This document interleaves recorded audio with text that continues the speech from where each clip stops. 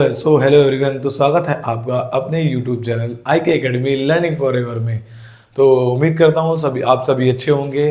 चलिए आज की वीडियो में देखेंगे चैप्टर 3 के बारे में, एक्सरसाइज 3.1। इसके पहले की वीडियो में हमने इंट्रोडक्शन पार्ट पढ़ चुका। अगर आपने वो वीडियो नहीं देखी तो सबसे पहले जाके हमारी चैनल प्लेलिस्ट में उस वीडियो को देखें ताकि ये वीडियो आपको आसानी से समझ में आए। चलिए देखते हैं क्या होता है। इस क्वेश्चन में बोला कि अनुपातों A1 A2 B1 B2 तथा C1 C2 की तुलना कर ज्ञात कीजिए कि निम्न समीकरण युग्म द्वारा, जो समीकरण ये दिया हो युग्म द्वारा निरूपित रेखाएं, जो इनमें रेखाएं क्या होंगी, एक बिंदु पर प्रतिच्छेद करती हैं, समांतर है अथवा संपाती है। तो लाइंस, अब इंग्लिश मीडियम वालों के लिए मैंने डायरेक्ट ये लिख दिया है कि लाइन क्या करेगी, इंटरसेक्ट करती है या पैरेलल करती है या कोइंसिडेंट। तो तीनों कंडीशन हमने इसके पहले पढ़ चुकी है। फिर भी अगर आपने नहीं पढ़ा तो एक छोटी सी क्लिप में मैं समझा सकता हूँ कि अगर A1 A2 equal B1 B2 और ऐसा आ जाए और ये इक्वल नॉट हो जाए तो रेखाएं क्या होने वाली हैं, रेखाएं प्रतिच्छेद करेंगी। क्या करेंगी? प्रतिच्छेद, मतलब इंटरसेक्ट करती। क्या करती हैं? इंटरसेक्ट करती हैं। क्लियर? अब इसके बाद अगर A1 A2 B1 B2 equal C1 C2 आ जाए तो लाइन क्या करेगी? संपाती करेगी। क्या करेगी? संपाती। और इसे क्या कहते हैं? संपाती। इंग्लिश में कहेंगे इसे को इंसिडेंट। क्लियर? अब इसी के आगे बढ़ेंगे। A1 A2 B1 B2 equal not C1 C2। अगर ये कंडीशन आती है, अगर पहली कंडीशन ये आ गई तो रेखाएं प्रतिच्छेद करती है या इंटरसेक्ट करती है। दूसरी कंडीशन अगर ये इक्वल तीनों चीज़ आ सकती है तो रेखाएं संपाती होती है, कोइंसिडेंट होती है। और तीसरी कंडीशन में अगर दो चीज़ इक्वल आती है, तीसरी नॉट इक्वल आती है तो क्या होगी? रेखाएं समांतर होगी। समांतर, और इंग्लिश में कहते हैं इसे पैरेलल।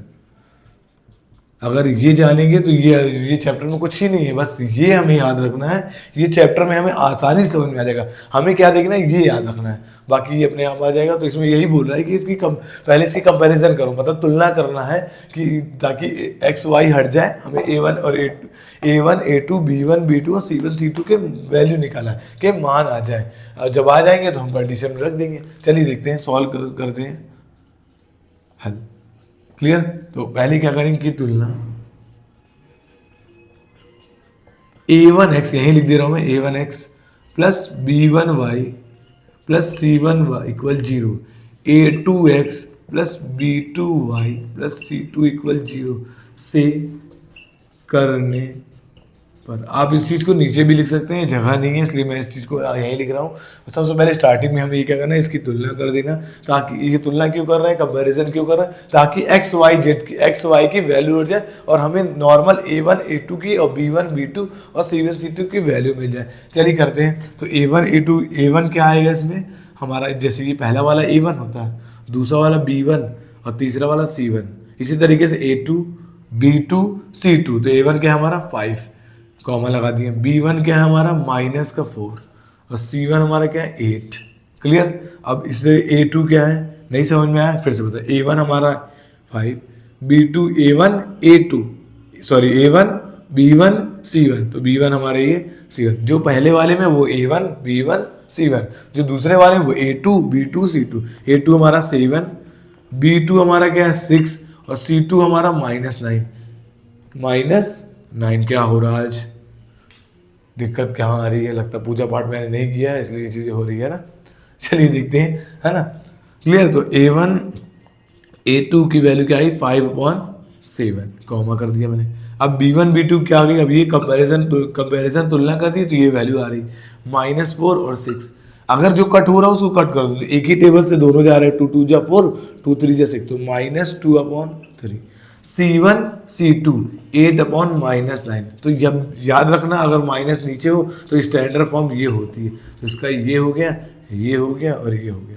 अब हम क्या करेंगे, इसमें देखेंगे कि A1 A2 की जो वैल्यू आई है वो B1 B2 के इक्वल है कि नहीं। तो आप देखेंगे कि नहीं है ना।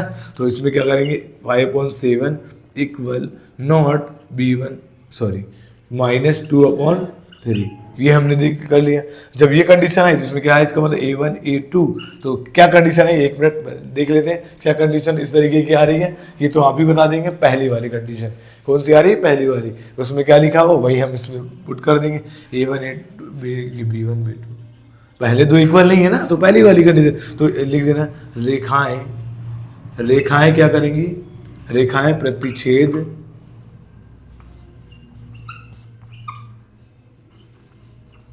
करती हैं, lines are intersect.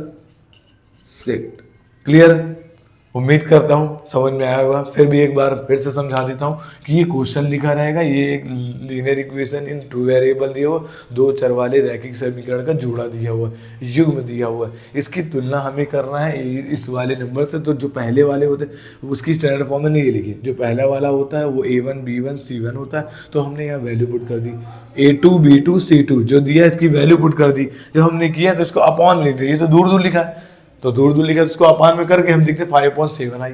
B1 B2 की वैल्यू -4/6 आई थी, तो हाँ जहाँ कट हो रहा हो उसको कट कर दो, तो B1 B2 की वैल्यू ये आ गई, फिर C1 C2 हमारे ये आ गया। तो हमने देखा जब हमने इसकी और इसकी वैल्यू इक्वल नहीं आ रही तो हमने यहाँ लिखा और वो इक्वल नोट कर दिया। अगर 5/7 यहाँ भी आता, 5/7 यहाँ आता तो इक्वल है, तो हम इक्वल करते, लेकिन ऐसा नहीं है। जब दो इक्वल ना हो ना तो तीसरा नहीं लिखते हैं। इस बात को बहुत ही आसान है, बहुत ही आसान है। इसमें हमको ये चीज देख करके लाइंस लिख दें, रेखाएं प्रतिच्छेद करती हैं, लाइंस हमारी इंटरसेक्ट करती हैं। ठीक है, तो ये चीज़ें उम्मीद करता हूँ ये वीडियो समझ में आई होगी। ये इंपॉर्टेंट क्वेश्चन है, इस तरीके के क्वेश्चन 2 नंबर के 2 मार्क्स के आ सकते हैं, ये 2 मार्क्स के भी आ सकते हैं और ऑब्जेक्टिव में भी ये क्वेश्चनों को देता है। बिल्कुल 101% ये क्वेश्चन, इस टाइप का क्वेश्चन बिल्कुल आएगा। अगर ये क्वेश्चन भले ही नंबर चेंज हो सकते हैं लेकिन टाइप्स यही आने वाला। हम उम्मीद करेंगे, हम कोशिश करने वाले हैं कि अब हम जो वीडियो बनाए वो इस तरीके से बनाए जो पेपर में आने वाले जो मार्क्स पूछे। ये वीडियो समझ में आई होगी। अगर आप हमारे चैनल में हैं तो चैनल को सब्सक्राइब करें और बेल आइकन दबाना ना भूलें ताकि आने वाली वीडियो आप तक आसानी से पहुंच सके। तो उम्मीद करता हूं सब अच्छे होंगे। तब तक के लिए गुड बाय, एंजॉय करिए और हंसते रहिए, मुस्कुराते रहिए। मिलते हैं नेक्स्ट वीडियो के साथ, नेक्स्ट टॉपिक के साथ। चलिए बाय बाय।